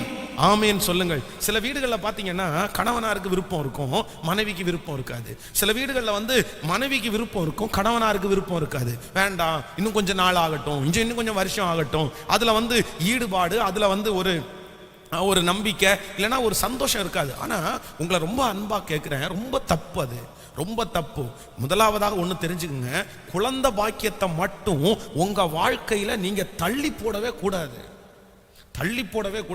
நம்முடைய தேசத்திலே இருக்கிற மிகப்பெரிய அருவருப்பு என்ன அப்படின்னு சொன்னா, அதான் வந்து அவங்க அந்த குழந்தை வராம இருக்கிறதற்காக மாத்திரைகளும் சில பொருட்களையும் பயன்படுத்துறது பயங்கரமான ராங். அது பயங்கரமான பிசாசுனுடைய பின்னணி. ஒரு திருமணமான ஒரு கணவன் மனைவி வந்து கண்டிப்பா அப்படிப்பட்ட டேப்லெட்ஸோ அப்படிப்பட்ட காரியத்தையோ நீங்க பயன்படுத்தவே கூடாது. நான் ஓப்பனா சொல்றேன், யாருமே ஆண்டவருடைய பிள்ளைங்க அதை நீங்க பயன்படுத்துனீங்க அப்படின்னு சொன்னா நீங்க அதற்கு வசன ஆதாரம் இருக்குது. தன்னுடைய சரீரத்தில் இருக்கிற அந்த அந்த அந்த குழந்தை செல்வம் கொடுக்கிற அந்த ஆசீர்வாதத்தை தரையில ஊற்றி போட்டவனுடைய நிலைமை, அவன் மேல ஆண்டவர் எவ்வளவு கோபமானாரு அப்படின்றத குறித்து நீங்க வேதத்துல அதெல்லாம் நம்ம ஓப்பனா சொல்ல முடியாதனால சொல்றோம். அது பைபிளே எழுதி இருக்குது. அப்படி ஒருவேளை யாராவது ஒருத்தர் நீங்க குழந்தை பாக்கியத்தை தள்ளி போட்டவங்களா இருந்தீங்கன்னா தயவு செய்து ஆண்டவரிடத்துல மன்னிப்பு கேளுங்க. கண்டிப்பா நீங்க மன்னிப்பு கேட்கணும். நான் தெரியாம தள்ளி போட்ட ஆண்டவரே, நான் மன்னிச்சிருங்க ஆண்டவரே. இல்ல, ஆண்டவர் கொடுக்கும் போது நீங்க ஸ்டாப் பண்ணா எப்படி? எனக்கு வேண்டாம் கேட்டா எனக்கு பணம் இல்லை, எனக்கு என்ன பண்ணுவேன், நான் எப்படி நான் படிக்க வைப்பேன்? நான் சொல்றேன், குழந்தைய கொடுக்கிற ஆண்டவர் படிக்க வைக்கிறதுக்கு வளர்த்தக்கூடிய கிருபையை தருவாரா தரமாட்டாரா? கண்டிப்பா தருவாரு. எங்க வீட்டுல எங்க 5 பிள்ளைங்க பிறந்தாங்க. எங்க அப்பாவால அந்த டைம்ல பெரிய வருமானம் கொடுக்க முடியல. எங்க அப்பா அந்த டைம்ல குடிகாரரா இருந்தாரு. ஆனா அந்த 5 பிள்ளைகளையும் இன்னைக்கு வளர்த்தக்கூடிய கிருபையை ஆண்டவர் அம்மாவுக்கு தந்தாரா இல்லையா? பெரிய சாப்பாடு சாப்பிடல, ஆனா கஞ்சி தண்ணியும் மரவள்ளி கிழங்கும் சாப்பிட்டே வளர்ந்தோம் நாங்க. இன்னைக்கு பலனா தானே கத்தர் வச்சிருக்கிறாரு. அதனால குழந்தை பாக்கியத்தை தள்ளி போட்டவங்க அத்தனை பேரும் மன்னிப்பு கேளுங்க. அந்த மாதிரி சில நேரத்துல மனைவி ரொம்ப சந்தோஷமா இல்ல கண்டிப்பா ஒரு குழந்தை வேணுங்க அப்படின்வாங்க. சில கணவனார் பாத்தீங்கன்னா வழியே விட மாட்டாங்க. வேண்டாம், சும்மாரு அதை குறித்து அவங்களுக்கு ஒரு இன்ட்ரெஸ்ட் இருக்காது, அதை குறித்து ஒரு சந்தோஷம் இருக்காது. ஆண்டவருடைய பிள்ளைகளை ரொம்ப தப்பு பண்றீங்க. ஏன்னா ஆண்கள் சில நேரத்தில் மறந்துடுவாங்க. வெளியே போகும்போது அவங்க சிலருக்கு ரொம்ப ஃபீல் ஆகும். ஆனா மோஸ்ட்லி ஒரு 75% வெளியெல்லாம் போகும்போது ஆண்கள் சரி ஓகே ஆண்களுக்கு அதிகமான சுமை இல்லை. ஆனா யாருக்கு அதிகமான சுமைன்னா பெண்களுக்கு தான் அதிகமான சுமை. ஒரு குழந்தை இல்லாத ஆண் ஒரு ஃபங்க்ஷன்ல நின்னா நிறைய பேர் அதெல்லாம் பெருசா எடுத்துக்க மாட்டாங்க. நீங்க ஃபங்க்ஷன் வரக்கூடாது, நீங்க அதை எடுக்கக்கூடாது, இதை எடுக்கக்கூடாதுன்னு சொல்ல மாட்டாங்க. ஆனா இன்னைக்கு இருக்கிற அந்த மோசமான அந்த உலகம் மாறணும். நம்ம யாருமே அப்படி செய்யக்கூடாது. இன்னைக்கு ஒரு சிஸ்டர் யாராவது ஒருத்தர் குழந்தை இல்லைன்னு வைங்களேன், வளகாப்புக்கு கூப்பிட மாட்டாங்க. பிறந்த குழந்தைய அவங்க கையில கொடுக்க மாட்டாங்க. ஐயோ, இதெல்லாம் ரொம்ப தவறு. நான் பாஸ்டமா அந்த குழந்தை பிறக்கிற டைம் எல்லாம் நிறைய பேரை பார்த்து நாங்க கொண்டு போய் கொடுத்தோம். ஒவ்வொருட்டையா எங்க குழந்தைய கொண்டு போய் கொடுத்தோம். ஒரு நாள் எல்லாம் பாத்தீங்கன்னா ஒரு வீட்டுல ஒரு 2 மணி நேரம் மூத்தவனை கொண்டு போய் அந்த குழந்தையோட வீட்டுல வச்சு அவங்களோட விளையாண்டு அப்ப ஜெபம் பண்ணோம். முடிச்சிட்டு இந்த குழந்தை இந்த வீட்டுக்கு வந்துருச்சு, இனி ஒரு குழந்தை இந்த வீட்டுக்கு வரணும் அப்படின்னு ஜெபம் பண்ணோம். அப்படி போய் அவங்கள சந்திச்சு குழந்தைய கையில கொடுத்தோம். ஆனா இன்னைக்கு இருக்கிற பொல்லாத உலகம் கிறிஸ்டியானிட்டில அப்படி இருக்குன்னு நினைச்சா அவ்வளவு வருத்தமா இருக்குது. நீ அப்படி இருக்கிற அதனால வர வேண்டாம் அப்படின்னு. அப்போ பெண்கள் தான் அதிகமாய் பாதிக்கப்படுறாங்க. அவங்களுக்கு தான் மனசு வருத்தம். உடனே வீட்டில் இருக்கிறவங்க அந்த மலடின்ற வார்த்தையை சொல்றது, உனக்கு அந்த மாதிரி பாக்கியம் இல்லைன்னு சொல்றது, ரொம்ப காயப்படுறது பெண்கள். ஆனா ஆண்கள் காயப்படுறாங்க, வெளியே போகும்போது அவங்களுக்கு மறந்துடுது. இல்ல ஆண்டவருடைய பிள்ளைகளை, ஒவ்வொரு ஆண் மக்களும் ஒவ்வொரு பிரதர்ஸும் கண்டிப்பா நீங்க அதற்காக முயற்சி எடுக்கணும். அதற்காக உங்க மனைவிக்காக ஜெபிக்கணும். அதற்காக நீங்க ஒரு பெரிய ஒத்துழைப்பு தர வேண்டிய அவசியம் கண்டிப்பாக இருக்கும். அதனால யாருமே குழந்தை பாக்கியத்தை என்ன பண்ணிடக்கூடாதுன்னா எந்த காரணம் கொண்டும் தள்ளி போடவே கூடாது. அப்படி தள்ளி போட்ட அத்தனை பேரும் உங்களுக்கு லேட் ஆகுது அப்படின்னா தயவு செய்து நீங்க இவன் ஜெபம் பண்ணுங்க, ஆண்டவரே என்ன மன்னிச்சிருங்க. இல்ல ஆண்டவரே, நான் 1000 வேலை உங்களுக்கு இருக்கட்டும், இது இம்பார்ட்டன்ட், இது ரொம்ப முக்கியமானது, இது மிக அவசியமான ஒன்று. ஆண்டவரே உங்களுக்கு ஒருவேளை காலதாமதம் பண்றாருன்னா ஓகே, அவர் எப்ப வேணாலும் தருவாரு, அது வேற, அது அடுத்தது. ஆனா நீங்களாகவே அதை தடை பண்ணலாமா? உங்க வாழ்க்கையில மிக முக்கியமான ஒரு blessing இது. அதனால தடை பண்ணவே கூடாது. ஆமேன் சொல்லுங்கள். எத்தனை பேர் ஆமோதிக்கிறீர்கள்? நானா அதை என்ன பண்ண மாட்டாண்டவரே, உதறி தள்ளவே மாட்டேன். அப்போ இன்றைக்கு இந்த முதல் நாள்ல ஆண்டவர் நமக்கு கொடுக்கிற வார்த்தையே என்ன வார்த்தை அப்படின்னா, நீ நம்பு. எப்ப நம்புனா, உன் சரீரத்துல பலன் இல்லைனாலும் நீ நம்பு. நம்பர் 2, ரெண்டாவது, குழந்தை பாக்கியத்தை யாரு தடை பண்ணினாலும் நீ நம்பு அப்படின்னு சொல்ற. மூன்றாவது ஒரு வசனத்தை கூட வாசித்து நான் உங்களை ஜெபிச்சு முடிக்க போறேன். நீங்கள் யோபுவின் புஸ்தகத்தை எடுங்கள். யோபுவின் புஸ்தகத்திலே 1ஆம் அதிகாரத்தை எடுத்துக்கொள்ளலாமா? யோபுவின் புஸ்தகம் 1ஆம் அதிகாரத்திலே 4வது வசனத்திலிருந்து நம்ம வாசிக்க போறோம். யோபு 1ஆம் அதிகாரத்திலே 1ஆம் அதிகாரம், ஸ்தோத்திரம், 1ஆம் அதிகாரத்திலே 4வது வசனத்திலிருந்து நம்ம சேர்ந்து வாசிக்கலாம். 1ஆம் அதிகாரம் 4வது வசனம். அவன் குமாரர் அவனவன் தன் நாளிலே தன் வீட்டிலே விருந்து செய்து தங்கள் 3 சகோதரிகளையும் தங்களோடே போஜனம் பண்ணும்படி அழைப்பார்கள். விருந்து செய்கிற அவரவருடைய நாள் முறை முடிகிற போது யோபு, ஒருவேளை என் குமாரர் பாவம் செய்து தேவனை தங்கள் இருதயத்திலே தூசித்திருப்பார்கள் என்று சொல்லி அவர்களை அழைத்தனுப்பி பரிசுத்தப்படுத்தி அதிகாலமே எழுந்து அவர்களுடைய எல்லா இலக்கத்தின்படியையும் சர்வாங்க தகன பலிகளை செலுத்துவான். இந்த பிரகாரமாக யோபு அந்நாட்களில் எல்லாம் செய்து வருவான். ஆமென் சொல்லுங்கள். கவனிங்க ஆண்டவருடைய பிள்ளைகளே, ரொம்ப கவனமா கவனிங்க. நீங்க இதுக்கடையில் எனக்கு ஒன்று ஞாபகம் வருது. இந்த குழந்தை பாக்கியத்தை இந்த தடை பண்றோம்னு சொல்றோம், அப்படி இல்லை. இந்த தடை பண்றவங்க சிலர் ஒரு குழந்தை பிறந்த உடனேயே அந்த குழந்தை பாக்கியத்தை போதும்னு நினைக்கிறாங்க. இட்ஸ் ராங், ரொம்ப தப்பு. அது ஒரு வீட்டில் ஒரு குழந்தையோட ஆண்டவர் உங்களுக்கு நிறுத்தினார்னா பிரச்சனை இல்லை. ஆனா ஒரு குழந்தையோட நீங்க நிறுத்தக்கூடாது. எல்லா இடங்களிலையும் பிள்ளைன்னு சொல்றதை விட பிள்ளைகள்னு தான் ஆண்டவர் சொல்றாரு. நான் சொல்றது உங்களுக்கு புரியுதா? ஆண்டவர் பைபிள்ல எந்தெந்த இடத்திலே பிள்ளையை குறித்து பேசுகிறாரோ அந்த இடத்துல ஒருமையை கர்த்தர் பேசல. ஆசீர்வாதமான அனைத்து வசனத்திலையும் பிள்ளைகள் பிள்ளைகள் பிள்ளைகள் அப்படின்னு தான் சொல்றாரு. அப்போ ஏன் இதை சொல்ற அப்படின்னா, சில வீட்டில் தனியா வளர்ற பிள்ளைங்க ரொம்ப மன அளவில் கஷ்டப்படுறாங்க. அவங்களுக்கு போல்ட்னஸே இல்லாம இருக்குது. இந்த ஒரு பிள்ளையா இருக்கிறவங்க பாருங்க, இங்க நம்ம சர்ச்சில் கூட இந்த ஜெபத்தில் கூட யாராவது இருப்பீங்க, ஒரு பிள்ளையா இருக்கிறவங்க பார்த்தீங்கன்னா அவ்வளவு கஷ்டப்பட்டு வளர்றாங்க. அதனால அந்த பிள்ளைய தடுக்கிறவங்க கூட ஒரு பிள்ளை போதும்னு நினைச்சு தடுத்துடக்கூடாது. ஆண்டவர் ஆசீர்வாதம், நிறைய பேர் இந்த மாதிரி செட்டப்ல இருக்காங்க. எனக்கு ஒரு பிள்ளை போதும், நான் சம்பாதிக்கிற பணத்தை ஒரு பிள்ளைக்கு வச்சு நான் கொடுப்பேன் அப்படின்னு. எவ்வளவு பாதிப்பு தெரியுமா? இப்போ உங்களுக்கு தெரியாது. அந்த பிள்ளை வளரும் போது 1-2 இல்ல, ஆயிரக்கணக்கான விஷயத்தை அந்த பிள்ளை மிஸ் பண்ணும். ஆயிரக்கணக்கான விஷயத்தை. ஒரு பிள்ளையாய் இருக்கிற குடும்பத்துல இருக்கிற பிள்ளைங்க நிறைய தவறுவாங்க. அது அதனால நீங்க அப்படி தடை பண்ணி போடாதீங்க.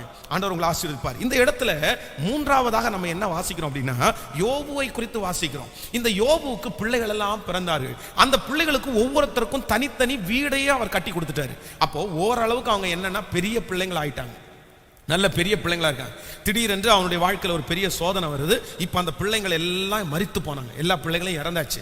இப்போ நீங்க கடைசி அதிகாரத்துக்கு வாங்க, யோபுவின் புஸ்தகம் 42வது அதிகாரத்திற்கு வாங்க. 42ஆம் அதிகாரம் 12வது வசனத்தை வாசிக்கலாமா? 42வது அதிகாரத்திலே 12வது வசனம், கர்த்தர் யோபுவின் முன்னிலைமையை பார்க்கலும் அவன் பின்னிலைமையை ஆசீர்வதித்தார். 14,000 ஆடுகளும் 6,000 ஒட்டகங்களும் 1000 ஏர்களும் 1000 கழுதைகளும் அவனுக்கு உண்டாயின. 7 குமாரரும் 3 குமாரத்திகளும் அவனுக்கு பிறந்தார்கள். மூத்த மகளுக்கு எமீமாள் என்றும், 2ஆம் மகளுக்கு கெட்ஸ்தியாள் என்றும், 3ஆம் மகளுக்கு கேரோப்னாய் என்றும் பெயரிட்டான். தேசத்தில் எங்கும் யோபுவின் குமாரத்திகளைப் போல சௌந்தரியம் உள்ள பெண்கள் காணப்படவில்லை. அவர்கள் தகப்பன் அவர்கள் சகோதரர்கள் நடுவிலே அவர்களுக்கு சுதந்திரத்தை கொடுத்தான். ஆமென் சொல்லுங்க. நம்பர் 3, மூன்றாவதாக இந்த இடத்துல யோபுனுடைய வாழ்க்கையில ஏற்கனவே ஆண்டவர் குழந்தைகளை கொடுத்து அந்த குழந்தைகளை வளர்த்து திடீர்னு இப்ப அந்த குழந்தைகள் எல்லாருமே ஒரே நாளிலே மரித்து போனார்கள். அவ்வளவுதான், இறந்தே போயிட்டாங்க. ஆனா ஆண்டவர் சொல்றாரு, அவன் இழந்து போன குழந்தைகளை கர்த்தர் திரும்பவும் அவனுக்கு தந்தார். ஆமென் சொல்லுங்க. அப்போ நான் என்ன நம்புறேன் அப்படின்னா, மூன்றாவது நீங்க என்ன விசுவாசிக்கணும்னா, ஒருவேளை உங்களுக்கு ஒரு குழந்தை பாக்கியம் கிடைத்து அது ஒருவேளை இறந்து போயிருக்கலாம், வயிற்றிலே அது கரைந்து போயிருக்கலாம், அது அது அது ஒரு மாண்டு போயிருக்கலாம். அப்போ இப்போ எல்லாரும் சொல்லலாம், இனி உன் குழந்தைக்கு உடம்புல இந்த மாதிரி ஒரு குழந்தை உருவாகவே கூடாது அப்படின்னு சொல்லலாம். அந்த குழந்தை உங்க வயிற்றுல வந்தாலே ஒருவேளை உங்களுக்கு நிறைய பிரஷர், பிபி இந்த மாதிரி ஏறி அவ்வளவுதான், நீங்க உயிரோட வாழ்றதுக்கே கஷ்டம் அப்படின்ற சூழ்நிலை இருக்கலாம். ஆனா ஆண்டவர் இந்த இடத்துல சொல்றாரு, யோபுக்கு ஒரு விசை இழந்த குழந்தைகளை கர்த்தர் மறுபடியும் தந்தார். நீங்க 1 இழந்திருப்பீங்க, ஆண்டவர் உங்களுக்கு 2 திரும்ப தருவார், 2 திரும்ப தருவார். விசுவாசிக்கிறீங்களா? அப்போ இன்னைக்கு 3 விசுவாசமான வார்த்தையை ஆண்டவர் பேசுறாரு. நம்பர் 1, முதலாவதாக சொல்லுங்க, உங்க சரீரம் கெட்டு போனதாவே இருந்தாலும் ஆண்டவரால செய்ய முடியும். நம்பர் 2, இரண்டாவது சொல்லுங்க, உங்களுடைய குழந்தை பாக்கியத்தை யாராலும் என்ன பண்ண முடியாதுன்னா தடுக்கவே முடியாது. நம்பர் 3, மூன்றாவது, நீங்கள் இழந்தே இருந்தாலும் ஆண்டவர் சொல்கிறார், மறுபடியும் உனக்கு நான் தருவேன். ஆமென் சொல்லுவோம். அப்ப இன்னைக்கு முழுக்க முழுக்க நம்ம யோசிக்கணும், இயேசுவே எனக்கு நிச்சயமாய் தருவேன், நீ செய்ய நினைத்தது ஒன்றும் தடைபடாது. நான் நம்புறேன், நான் விசுவாசிக்கிறேன். நீங்க இன்னைக்கு முழுக்க அறிக்கை செய்யணும். அப்படியே அழுதுட்டே அறிக்கை செய்யணும். முழங்கால் படியிட்டு அழுக்க செய்யணும். இயேசுவே உங்களால முடியும். அதெல்லாத்தையும் கொண்டு வந்து கண்ணுக்கு முன்னாடி நிறுத்தாதீங்க. எல்லாத்தையுமே மாற்றி போடுங்க. எல்லாத்தையுமே அழித்து போடுங்க. மனுஷன் பேசின வார்த்தையை அழிச்சிருங்க. ரிசல்ட்டுகளை தூக்கி போட்டுருங்க. இயேசுவுக்கு முன்னாடி நின்று, இயேசுவே என்னை ஆசீர்வதிக்கிறதுக்கு உங்களால முடியும். என்னைக்கு ஒரு குழந்தை பாக்கியத்தை கொடுக்கிறதுக்கு உங்களால முடியும். நான் நம்புகிறேன். எப்பேற்பட்டதா இருந்தாலும் எனக்கு அற்புதம் செய்கிறதற்கு ஆண்டவரால முடியும். அதற்காகத்தான் வேதத்திலிருந்து இந்த பரிசுத்தவான்களுடைய வாழ்க்கையை ஆண்டவர் உங்களுக்கு முன்னாடி கொண்டு வந்து நிறுத்துறார். ஆமென். நம்முடைய ஆண்டவரால முடியாததையா உலகத்தில் இருக்கிற மனுஷனால முடிய போகுது? நம்முடைய ஆண்டவரால முடியாததா டாக்டரால முடிய போகுது? நம்முடைய தேவன் பெரிய டாக்டர். நம்முடைய தேவன் பரம டாக்டர். நம்முடைய தேவனால் செய்யக்கூடாதது என்று ஒன்றுமே இல்லை. இல்லை இல்லை இல்லை. மேகம் போன்ற திரளான சாட்சிகள் நம்மை சுற்றி நெருங்கி நிற்க, பாரமான யாவற்றையும் உதறி தள்ளிவிட்டு விசுவாசத்தை துவக்கிறவரும் முடிக்கிறவருமாயிருக்கிற அவரை நோக்கி நியமித்திருக்கிற ஓட்டத்திலே பொறுமையாய் ஓட கடவோம். ஆமென் சொல்லுவோம். சோ இந்த ஜெபம் முடிச்சிட்டீங்க. ஃபர்ஸ்ட் டே எப்படி போகணும் அப்படின்னா, எனக்கு கர்த்தர் செய்ய போகிறார், எனக்கு ஆண்டவர் செய்ய போகிறார், எனக்கு ஆண்டவர் தருவார், நான் நம்புகிறேன், எனக்கு நிச்சயமாகவே உண்டு. ஆமென் சொல்லுங்க. எழுப்பி நிற்கலாமா கர்த்தர் சமூகத்தில்? இந்த 3 காரியத்திற்காக அவன் ஜெபிக்க போறோம். இந்த 3 காரியத்திற்காக ஜெபித்து, ஒன்று நம்ம தடுத்ததற்காக கர்த்தரிடத்துல மன்னிப்பு கேட்க போறோம். எதுக்கு மன்னிப்பு கேட்க போறோம்? இந்த ஜெபத்தில் இருக்கிறவங்க யார் தள்ளி போட்டிருந்தாலும், ஒருவேளை இளம் வயதுல, உங்களுடைய வாலிப வயதுல உங்களுக்கே தெரியாம நீங்க ஆண்டவருக்கு விரோதமாய் தவறு பண்ணி உலக காரியங்களிலே ஈடுபட்டு உங்களுடைய ஆசீர்வாதத்தை நீங்கள் அப்படி கீழே தள்ளி இருப்பீர்களே, ஆனால் கண்டிப்பா ஆண்டவரிடத்துல மன்னிப்பு கேட்காம அந்த ஆசீர்வாதம் உங்களுக்கு வராது. சொல்றது உங்களுக்கு புரியுதுன்னு நினைக்கிறேன். நிறைய பேர் தங்களுடைய சுயமுணர்ச்சிக்காரர்களாய், திருமணத்திற்கு முன்பாக பார்த்தீங்கன்னா இன்னைக்கு நிறைய வாலிபர்கள் பார்த்தீங்கன்னா சுயமுணர்ச்சிக்காரர்களா இருக்காங்க. தங்கள் சரீரத்தை தாங்களே நாசப்படுத்தி ஆண்டவர் கொடுத்திருக்கிற ஆசீர்வாதத்தை அப்படியே வீணாக்குகிற நிறைய வாலிப தம்பிகள் தங்கச்சிகள் இருக்காங்க. ஐயோ, மிகப்பெரிய டேஞ்சர், மிகப்பெரிய டேஞ்சர். அதனால வேற யார்கிட்டையும் நீங்க சொல்லணும்னு அவசியம் இல்லை. ஆனா ஆண்டவரிடத்துல அதுக்காக மன்னிப்பு கேளுங்க, மன்னிப்பு கேளுங்க. நீங்க என்ன மருத்துவம் அதற்காக பயன்படுத்தி இருந்தாலும் தயவு செய்து கர்த்தரிடத்துல மன்னிப்பு கேளுங்க. நான் தப்பு பண்ணிட்டு ஆண்டவரே, இல்ல ஆண்டவரே என்னை மன்னிச்சிருங்கன்னு கேளுங்க. கர்த்தர் உங்கள் மேல இரக்கம் பாராட்டுவார். ஆமென் சொல்லுங்க. சோ ஃபர்ஸ்ட் நம்பர் 1, முதலாவதாக நம்ம ஜெபிக்க போகிறோம். எப்பேற்பட்ட சூழ்நிலையிலே என் சரீரம் இருந்தாலும் என் சரீரத்தை ஆசீர்வதிக்கிறவர் கர்த்தர். ஆமென் சொல்லுங்க. ஜெபிக்கலாம், கண்களை மூடி ஜெபிக்கலாம். ஆண்டவரே, ஹalleluya, thank you Jesus. என் கர்த்தர் தான் என் சரீரத்திற்கு அதிகாரி. என் ஆண்டவர் தான் என் சரீரத்திற்கு அதிகாரி. கர்த்தர் தான் என் சரீரத்திற்கு அதிகாரி. எல்லாரும் அறிக்கை செய்யுங்க, எல்லாரும் அறிக்கை செய்யுங்க. அப்பா, நீர்தான் எங்கள் சரீரத்திற்கு அதிகாரி, நீர்தான் எங்கள் சரீரத்திற்கு அதிகாரி. இயேசு கிறிஸ்துவின் நாமத்தினால அந்த சரீரத்திலே இருக்கிற பிரச்சனை எதுவா இருந்தாலும் இப்பொழுது வெளியே போவதாக. ஓ, நான் உங்களுக்காக ஜெபித்துக் கொண்டே இருக்கிறேன். நீங்கள் எல்லாரும் ஜெபியுங்கள், எங்கிருந்தாலும் ஜெபியுங்கள். இந்த சத்தத்தை கேட்கிறவர்கள் எல்லாரும் ஜெபியுங்கள். தகப்பனே, இஸ்ரவேலின் ஜெயபலமானவரே, நான் நம்புகிறேன், நான் விசுவாசிக்கிறேன். இந்த ஜெபத்திலே கலந்து கொள்கிற பிள்ளைகள் எத்தனை 1000 பேராயிருந்தாலும் அத்தனை 1000 பேருக்கும் குழந்தை செல்வத்தை நீர் கொடுக்கிறதற்கு வல்லவரப்பா.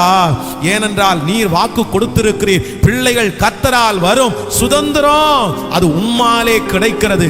இயேசு கிறிஸ்துவின் நாமத்தினாலே இப்பொழுது கணவனாருடைய சரீரம் அதற்காக பக்குவப்படட்டும், மனைவியினுடைய சரீரம் அதற்காக பக்குவப்படட்டும். இயேசுவின் நாமத்தினால அந்த சரீரத்திலே இருக்கிற அசுசிகள், ஓ பலவீனங்கள் எதுவா இருந்தாலும் இப்பொழுது மாறுவதாக.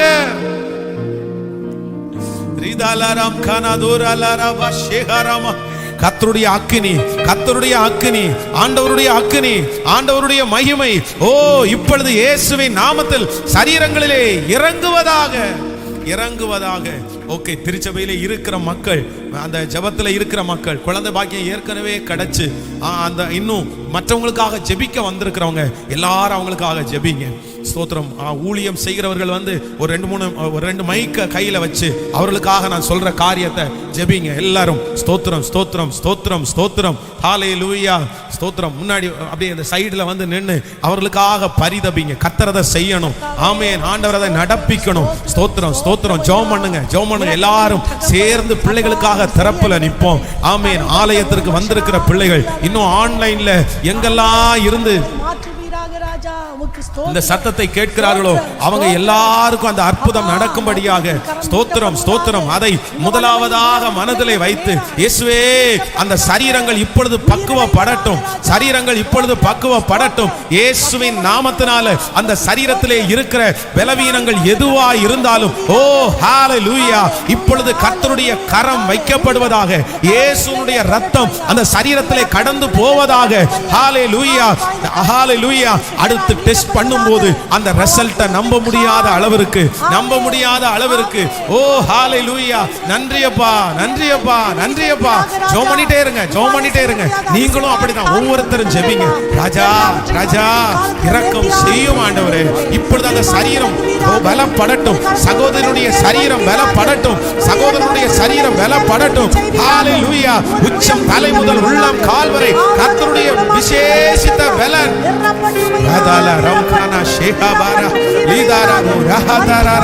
நன்றியப்பா. தேவையான அந்த காரியங்கள் உருவாகட்டும் ஆண்டவரே, உண்டாகட்டும் ஆண்டவரே, உண்டாகட்டும் ஆண்டவரே. நீ செய்ய நினைத்தது எதுவும் தடைபடாது. ஆமென். உண்டாகட்டும் உண்டாகட்டும் உண்டாகட்டும். ஹல்லேலூயா. நான் முடியாது என்ற போது முடியும் என்றவர் அவர்தானே.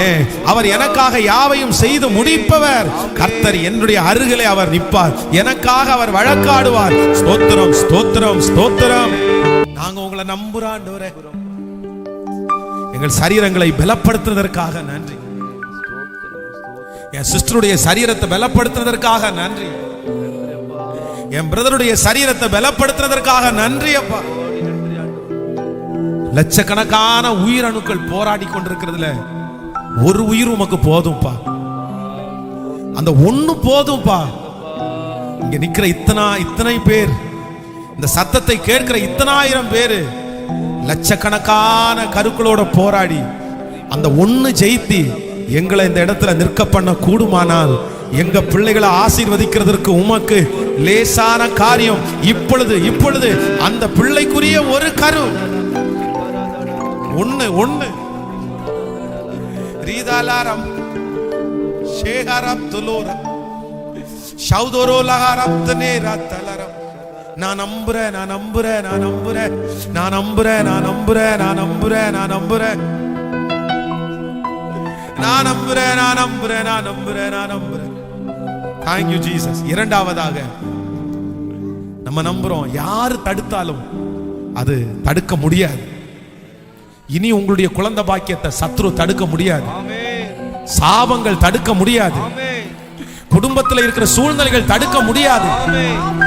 தடைகளை உடைத்து போடுகிறவர் நமக்காக அற்புதம் செய்ய போகிறார். எல்லாரும் ஜெபிங்க பார்க்கலாம். இயேசுவின் நாமத்தினால தடைகள் இப்பொழுது உடைவதாக. இயேசுவின் நாமத்தினால தடைகள் உடைவதாக. அது எப்பேற்பட்ட தடையா இருந்தாலும் எஸ் எஸ் ஜோமனு எஸ் எஸ் எஸ். சுற்றி இருக்கிறவங்க எல்லாம் பிள்ளைகளுக்காக பரிதபி. இந்த சத்தத்தை யார் கேட்டுட்டு இருந்தாலும், ஆன்லைன்ல கேட்டாலும், இயேசுப்பா இப்பொழுது உடைய பிள்ளைகளுக்காக நாங்க ஜெபிக்கிறோம். ஓ ஹல்லேலூயா. தேவனே இரக்கம் செய்யும், தேவனே இரக்கம் செய்யும். இப்பொழுது இயேசுவின் நாமத்தினால அந்த தடைகள் உடைவதாக, அந்த தடைகள் உடைவதாக. அது எப்பேற்பட்ட தடையா இருந்தாலும் அந்த தடைகள் இப்பொழுது உடைவதாக. ஹல்லேலூயா. ஓ ஹல்லேலூயா. கர்த்தருடைய அக்கினி, கர்த்தருடைய கரம் வைக்கப்படட்டும், வைக்கப்படட்டும். ஓ ஆமென் ஆமென். ஸ்தோத்திரம் ஸ்தோத்திரம் ஸ்தோத்திரம் ஸ்தோத்திரம். தடைகளை உடைக்கிற கர்த்தர். மூன்றாவதாக கர்த்தர் இன்னைக்கு நம்ம இடத்துல பேசினார். நீ இழந்ததை உனக்கு திரும்ப நான் தருவேன். நீ இழந்ததை உனக்கு நான் திரும்ப தருவேன். ஜோமனுங்க ஸ்தோத்திரம். ஒன்றை இழந்தவர்களுக்கு கர்த்தர் இரண்டாக திருப்பி கொடுக்கிறதற்காக ஸ்தோத்திரம். இனி அந்த வயிற்றுல அந்த கரு நிற்கும். ஓ, அந்த கர்ப்ப பையில அந்த கரு நிற்கும். இனி தரையிலே விழாது. இனி அது நாசம் ஆகாது. இனி அதை சத்துரு பிடுங்க முடியாது. இயேசுவின் நாமத்தினால கர்த்தருடைய மகிமை இறங்கி, உம்முடைய வல்லமை இறங்கி இப்பொழுது ஒரு அற்புதத்தை செய்யட்டும். அப்பா, ஒரு விசை அதை சுமந்து இழந்து போய் இருக்கிற பிள்ளைகளை உம்முடைய கரத்துல இப்ப தர்ற ஆண்டவரே. நன்றி ஆண்டவரே, நன்றி நன்றி நன்றி. ஓ நன்றி ஆண்டவரே, நன்றி நன்றி. சேர்ந்து கரங்களை மேல உயர்த்தி, என் தேவனால் நான் உயருவேன், என் தேவனால் நான் வளருவேன், என் தேவனால் நான் உயருவேன், என் தேவனால் நான் வளருவேன். நிச்சயம் நடக்கும், நிச்சயம் நடக்கும். சுற்றி உள்ள கண்கள் அதை காணும். விசுவாசத்தோடு நிச்சயம் நடக்கும், நிச்சயம் நடக்கும். சுற்றி உள்ள கண்கள் அதை காணும். ரொம்ப பாரத்தோட திறப்புல நிக்கிறப்பா. இருதயத்துல உங்க பிள்ளைகளுடைய பாரத்தை சுமந்து உங்க சமூகத்துல நிக்கிறேன். என்ன நீர் நம்புவீரானால், உம்முடைய ஊழியக்காரனாகிய என்னை நீர் நம்புவீரானால், இந்த 7 நாட்கள் இந்த குழந்தை பாக்கியத்திற்காக ஜெபம் பண்ற ஒவ்வொரு பிள்ளைகளுடைய குழந்தையும் என் கையில நான் சுமக்க ஆசைப்படுறேன். என் கையில நான் எடுக்க ஆசைப்படுறேன். நான் என் கையில எடுத்து அதை பிளஸ் பண்றதுக்கு ஆசைப்படுறேன். இந்த கைய எத்தனையோ லட்சத்துக்கு நம்புனீங்களே ஆண்டவரே, எத்தனையோ ஊழியத்துக்கு நம்புனீங்களே ஆண்டவரே. ராஜா, அப்பா அப்பா, உங்க பாதத்துல உங்களுடைய ஊழியக்காரன் நின்னு கேட்கிறப்பா, அந்த குழந்தைய தொட்டு நான் ஆசீர்வதிக்கணும். அந்த குழந்தைய தொட்டு நான் பிளஸ் பண்ணணும். ஆம்பளை பிள்ளை பொம்பளை பிள்ளை அப்படின்னு எல்லாம் நான் கேட்கல.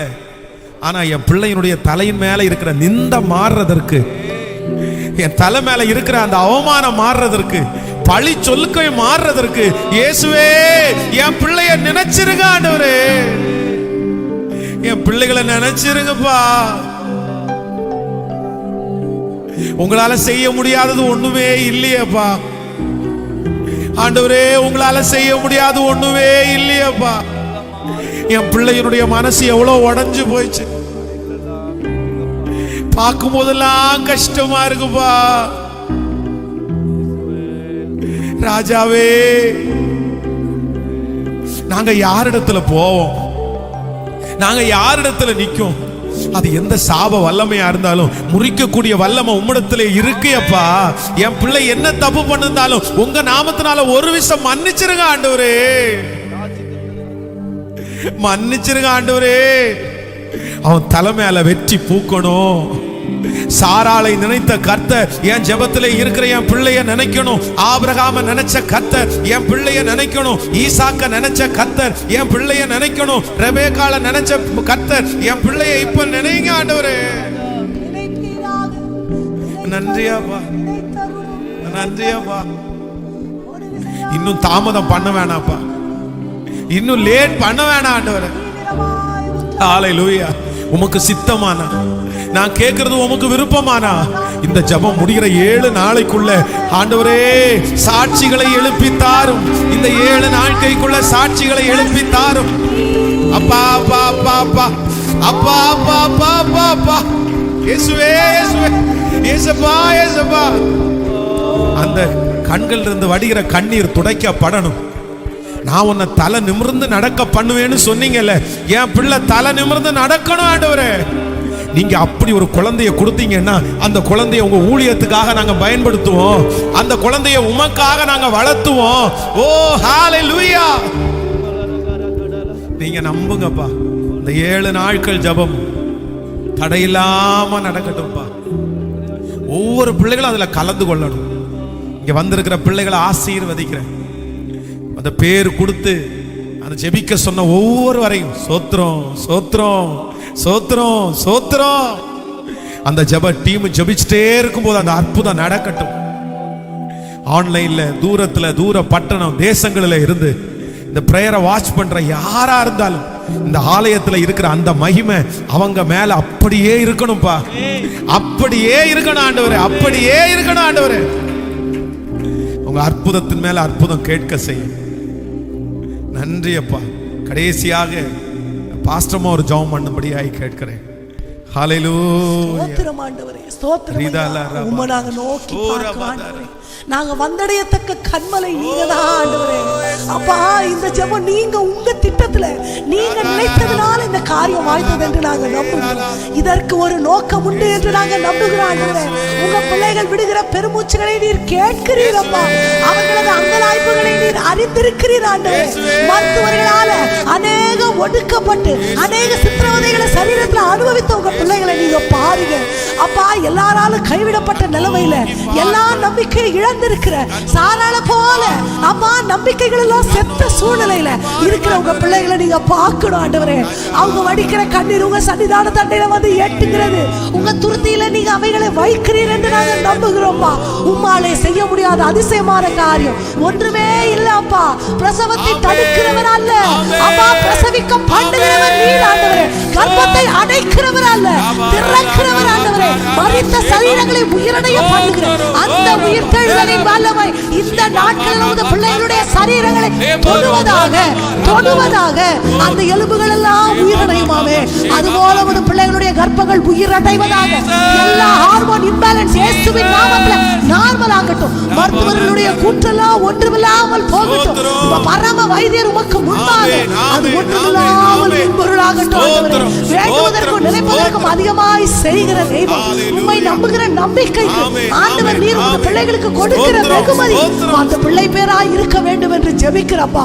ஆண்டவரே, பிள்ளைகள் உம்மால வருகிற சுதந்திரம், கர்ப்பத்தின் கனி உம்மால கிடைக்கிற பலன் ஆண்டவரே. ஒரு கடுகளவு விசுவாசம் இருந்தா கூட அப்பா, அவ்வளவு பெரிய ஆசீர்வாதத்தை உங்க பிள்ளைகள் பார்க்க நீர் கிருபை செய்வீராக. உம்மை நோக்கி கூப்பிடுகிற பிள்ளைகளுக்கு உமது செவிகள் திறக்கப்படுவதாக. அப்பா, எங்க காலங்களில் அநேக குழந்தைகளை எங்க கைகளை நாங்க ஏந்தணும் ஆண்டவரே. அப்பா, நோய் நொடி இல்லாத குழந்தைகளை நீங்க தரணும், குறையில்லாத குழந்தைகளை நீங்க தரணும். ஆண் பிள்ளைகளையும் பெண் பிள்ளைகளையும் அப்பா எங்க கரைகளை எடுத்து உமக்காக நாங்க அதை பிரதிஷ்டை பண்ண ஆண்டவர் நீங்க கிருபை செய்யுங்க. உற்பவ கால திட்டத்தை அநேகருக்கு நீர் ஏற்கனவே தூங்கி விட்டீர் என்று நாங்க விசுவாசிக்கிறோம். எங்க செவிகளால் அதை கேட்க வேண்டும், எங்க கண்களால் அதை காண வேண்டும், எங்க கரங்களால் அந்த ஆசீர்வாதத்தை நாங்க தொட்டு உணர நீர் கிருபை செய்ய வேண்டுமாய் ஜெபிக்கிறேன். காத்திருக்கிற அநேக பிள்ளைகளுக்கு நீங்க சகாயம் செய்கிற நாள் இந்த நாள் ஆகட்டும். வருஷத்தின் நடுவில் நீங்க பூமி மேல நிற்பீராமே, உபவாசத்தோடு ஏக்கத்தோடு ஒரு சொட்டு கண்ணீர் வடிச்சா கூட அந்த பிள்ளைகளை நீங்க இன்றைக்கு நினைக்கணும் ஐயா. இந்த நாட்கள்ல நீங்க நினைக்கணும் ஐயா. தெய்வத்தினுடைய பார்வை உம்மை தேடுகிற பிள்ளைகளுக்கு மேல பட வேண்டும் என்று நாங்க ஜெபிக்கிறோம்ப்பா. இதற்கு ஒரு நோக்கம் உண்டு என்று நாங்க அறிந்திருக்கிறோம். அடைக்கப்பட்டிருக்கிற எல்லா கர்ப்பங்களும் திறக்கப்படுவதாக. மனைவியை சந்தோஷமான பிள்ளை தாய்ச்சி ஆக்குகிறவர் அப்பா. அப்ப பூரித்து மகிழத்தக்கதாய், போதும் என்று சொல்லத்தக்கதாய் அப்பா, நிரம்பி வழியத்தக்கதாய், ஆமைக்கு குலுக்கி மடியில சரிந்து விழும்படி ஆண்டவர் நீர் ஆசீர்வாதத்தை நிச்சயமாய் தருவீர். எங்க ஜெபங்கள் வீண் போவதில்லை அப்பா. கண்ணிருந்து காணாதவர் அல்ல, காதுகள் இருந்து கேட்காதவர் அல்ல. எங்க தெய்வம் செவிசாய்க்கிற தெய்வம். எங்க ஏக்கங்கள் எல்லாம் நீங்க உங்க சமூகத்துல வந்து எட்டும் என்று நாங்க நம்புகிறோம்ப்பா. பெரிய காரியத்தை செய்யுங்க. சாட்சியா எங்களை நிறுத்துங்க. பூமி எங்கிலும் எந்த ஜாதிகளிடத்துல செய்யப்படாத காரியங்களை உன் வாழ்க்கையில செய்வன்னு சொன்னீங்க. இந்த ஆலயத்துல குழந்தைகளை நாங்க ஆயிரம் ஆயிரமா பிரதிஷ்டை பண்ண பூமியில் உள்ள அநேக மக்களுக்கு இந்த கூட்டங்களை நீங்க ஆசீர்வாதமாய் மாற்றி தரணும்ப்பா. எங்க ஜெபத்தை நீங்க கேட்கிறீங்கன்றதை விட ஒரு பெரிய மேன்மை பாராட்டுதல் எங்களுக்கு இல்லப்பா. அதுதான் எங்க ஐஸ்வர்யம் ஆண்டவரே. மனப்பூர்வமாய் நம்புகிறோம். எங்க ஜெபங்களை தள்ளாத தெய்வனிடத்துல சமர்ப்பிக்கிறோம். இயேசுவின் நாமத்தில் ஜெபத்தை ஏறெடுக்கிறோம் எங்கள் நல்ல தகப்பனே. ஆமென். கரங்களை தட்டி, கரங்களை தட்டி. ஹalleluya. எல்லாரும் கரங்களை